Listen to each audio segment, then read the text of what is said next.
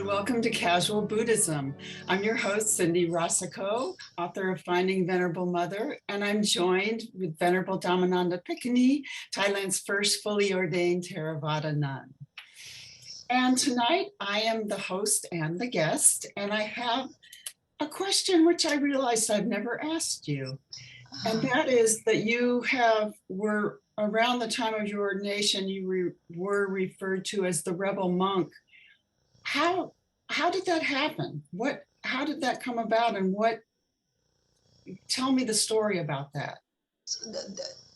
They perceived, particularly the media, they call me all kind of names, the rebel monk, because I was not doing what society, what tradition expected me to do. That is, to be wearing white.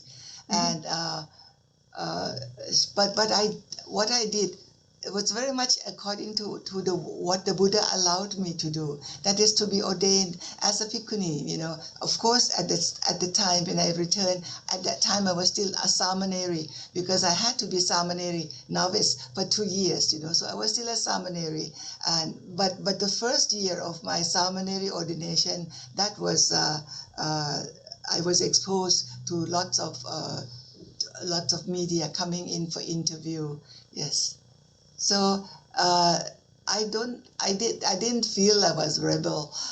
Mm. I was only doing what I was supposed to do.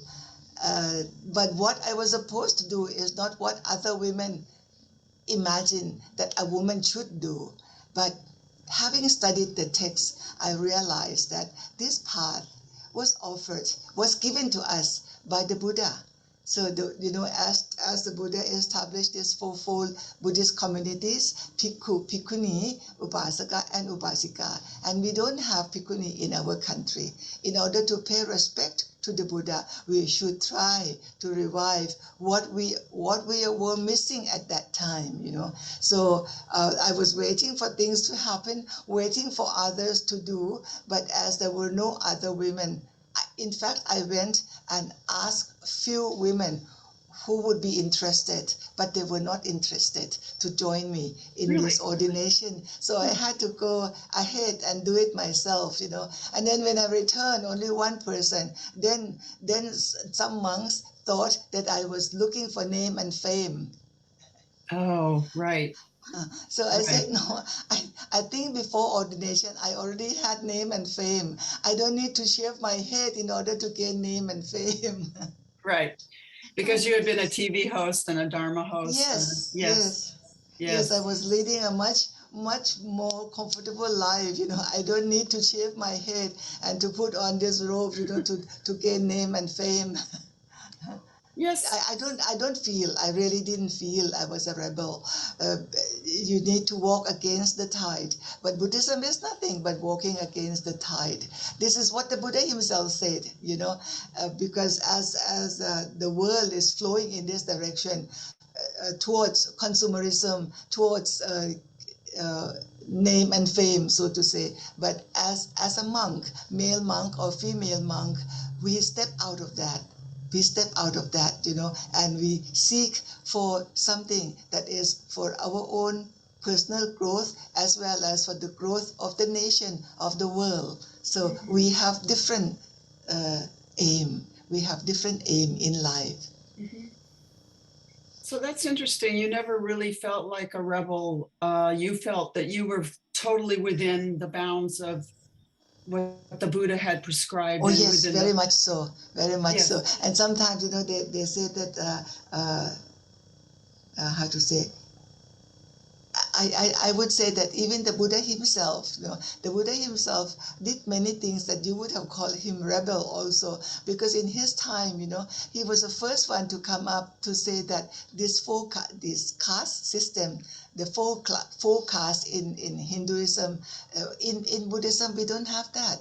You become Brahmin not from your birth but from your own action. If you do well, think well, then you become Brahmin. This is a denial of the caste system, which was the social structure at that time. So in that case the Buddha was also a rebel. He was a prince, well settled in the palace, and he stepped out to lead this monastic life. That is also a rebel. Yes. So I have an example to follow in that sense. Yes, and I've heard you say he was the first feminist as well. One of the Yes. first feminists.